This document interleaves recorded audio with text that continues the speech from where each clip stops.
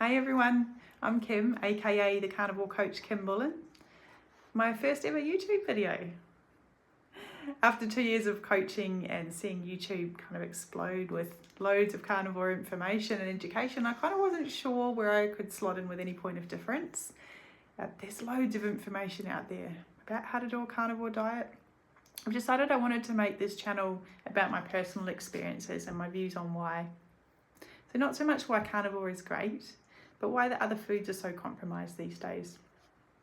Less about why steak is great and kind of more about why those homemade muffins, for example, in the supermarket are even considered homemade muffins, because we live in an upside down world. It'll be a delve into my discombobulated mind because, as you might know, discovering carnivore and utilising carnivore, the most dangerous diet on the planet, it opens your eyes to so much else that is upside down in this world, and that's what I want to chat about on my channel. Just as an example, like a recent example, my whole life I'd been told that Michael Jackson was a pedo. Now, apparently, they arrested him and he's the only one that isn't. It's just kind of that upside down world, which is just blowing my mind all the time. And it's the same in the nutrition space as well. So it'll be enlightening to explore it all together, because now that we've flipped the food pyramid upside down, the whole world seems upside down. In typical Kim style, there'll be no kind of rhyme or reason to the order of these topics. It's just kind of how they fall in my discombobulated mind. I feel like the shower nozzle sprays me with discombobulated thoughts in the morning, and I struggle to organise and present them for discussion. So this will be fun. In today's upside down topic, I'm going to be exploring bad breath. What we think causes it, what actually causes it. The same goes for body odours in general, really. So this topic came about in our home a few days ago because I was posting about cooking sardines, and a follower commented that he would never get that smell off his breath. Totally incorrect thinking, of course, but as with many things, it kind of makes us think about where we received that information, why are we still thinking these things and harbouring these thoughts in 2026? And I guess how we're open to having our thoughts challenged, because this person currently had an issue with stinky breath, and I do not. He's looking at sardines, something he doesn't eat, and associating it with potential bad breath for him.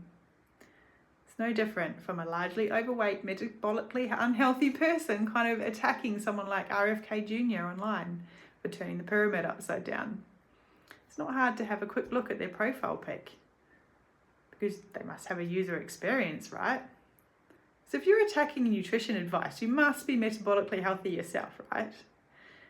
But yet you're still overweight. Why are you yelling at a super healthy looking secretary, a health secretary, about what is healthy and what is not? Like, it's just a really upside down world. And going carnivore turns your life upside down as it is. So it's fun to question everything. And I'm open to doing those experiments and challenging that dogma. And my faith in science is completely shot. I'm still searching for where to place my faith, but I guess that's a topic for another day. I've been carnivore now long enough to know and have that comparable data on myself and my clients as well. So I know that when I'm dialed in ketosis and I'm just doing carnivore, there's zero smelly breath, zero need for deodorant, zero way that big hygiene can profit off of me, because I don't want or need what they're selling. I kind of feel like every other dumb animal on the planet, I guess you could say, because it's only the smart humans who need deodorant, toothpaste, mouthwash. Humans are so smart we could cut ourselves, right? Whilst most wild animals are intuitively eating, and they would no doubt run away if anyone tried to put deodorant on them or antiperspirant. Actually, even humans would see the craziness in doing that to animals, but they'll do it to themselves. I guess there would be, it would be a good time to add in here.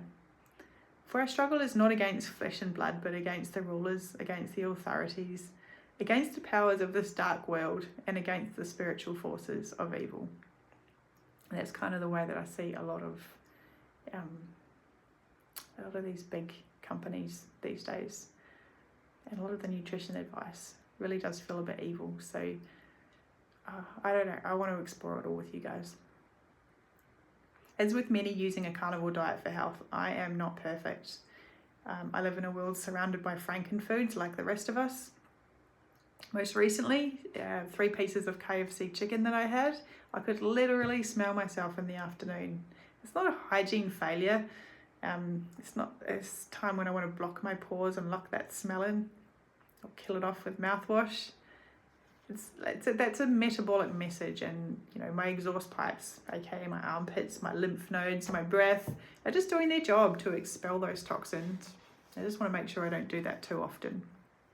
Your breath reflects how cleanly your cells are burning fuel. And you can bet that if you're eating processed foods like your seed oils and sugars, you're not burning clean fuels. So ultra processed food is like internal garbage. You've got your seed oils, your emulsifiers, artificial sweeteners, preservatives, high sugar intake, fermenting carbs. It's all creating these toxic byproducts, and it's off-gassing. And that's where the bad breath comes from. So where it's going, is it escaping from? It's escaping from your liver. So your liver processes what it can. Your kidneys can process a lot if they're working well. And then what can't get processed just gets released through your breath. When carbs aren't fully absorbed, when they're feeding gut bacteria, they ferment into alcohols. And that's when you get that sour, boozy kind of breath smell. So there in our mouth, we have more than 700 living bacteria. Only a small amount of them actually cause bad breath or thrive on sugar. And even savoury sugars like rice, pasta, flour, they all feeding those bad mouth bacteria. And those bacteria produce sulfur compounds, which smells like rotten eggs. That's the halitosis. Then we cover it with mouthwash, which kind of further displaces our oral microbiome, because mouthwash kills off all the bacteria, but then our diet is only feeding the bad bacteria and encouraging them to come back and thrive. Analogy now, it's kind of like those girls that complain, for the unwanted attention when they go to a club. Or they're still dressing with their boobs out. And you're constantly, attracting the rot, taking drastic measures to deal with the rot, instead of just making yourself look a little bit more attractive for the decent guys. So breath is feedback. And I guess if you're attracting rotten breath, it's changing the inputs and starting to attract the decent, well-meaning bacteria who can provide for you, care for you, and keep you mentally stable. Sorry if I just reference men and bacteria together, because please do remember there are over 700 species of bacteria and most of them are good. Same with men. You want to attract the good ones. So let's just jump straight in and posit that it's more likely to be the most barren, the least stinky foods that are actually causing the bad breath. First food that comes to mind is pasta, like cooked macaroni elbows. The breakdown of that glucose, the glyphosate load, the fermentation of the wheat gluten, that's all going to cause smells. Actually, let's assume it's 2-minute noodles, not macaroni, because those noodles are pre-fried in seed oil.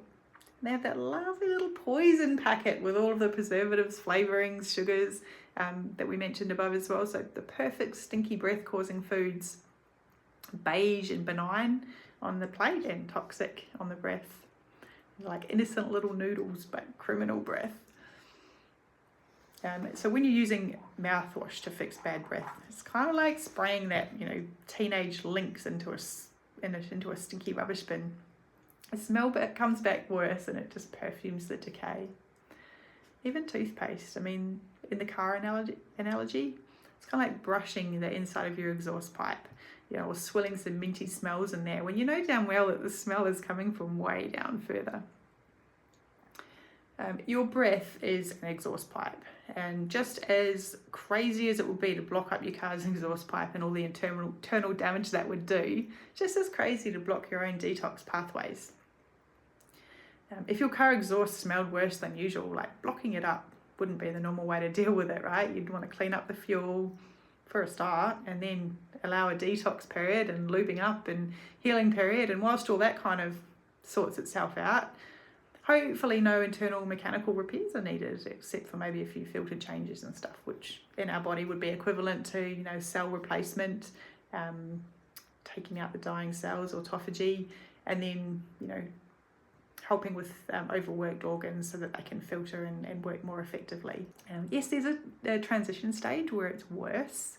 So when you first start a carnivore diet or start removing processed foods, your breath can stink, and so I can understand why people think this. Same with fasting as well. Like, fasting isn't bad, it's just super honest. So during fasting, breath can smell really different. Not rotten, but more like metallic and sharp. And it's not decay, it's like a fat metabolism. It's when your ketones are kicking in, but you're not used to using them as a fuel yet. It's a totally different beast. So bad breath can also be detox breath. So at the beginning, when you're first starting on a new way of eating, it's a necessary part of the process. And there's that good old adage that says, you know, things often get worse before they get better, right? When you fix your metabolism, when you're decreasing your insulin, your saliva also normalizes in your mouth, and that really helps to helps with your breath as well. So things do get better. Many people notice worse breath though at the beginning, so in the first 1 to 2 weeks, and then suddenly neutral breath.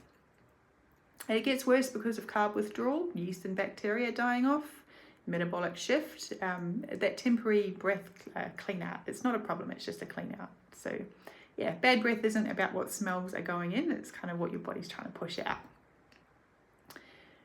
And those ketones that you produce at the beginning can really smell like nail polish remover until you get used to them. Sardines might smell in the tin, but once they're eaten, they don't rot in your mouth, so there's no sugar to ferment and no fuel for odour producing bacteria. Same with steak, eggs, lamb, butter. Those foods don't feed bad breath. In the meantime, when you're dealing with your detox processes, have you ever tried oil pulling? Tallow is the best, obviously, an animal product, but things like even just coconut oil or olive oil, just swirling it around in your mouth for 5 minutes. It's really great to do whilst you're in the shower having those discombobulated thoughts. And then you just spit it into the rubbish bin, not down in the plug hole because it can block it up. This helps to neutralise any bad bacteria in your mouth without affecting the good bacteria / microbiome. Toothpaste if you must, but you know, who's still trusting these big toothpaste companies in 2026? By keeping it as plain as possible, you're not affecting your bacteria balance. So hopefully that's given you some ideas. If you've come across this video, no doubt you already know me, or I've shared it with you, and not that it's just randomly come up in your algorithms, or maybe it's like years and years down the track and my algorithms are awesome now and you've just found me that way.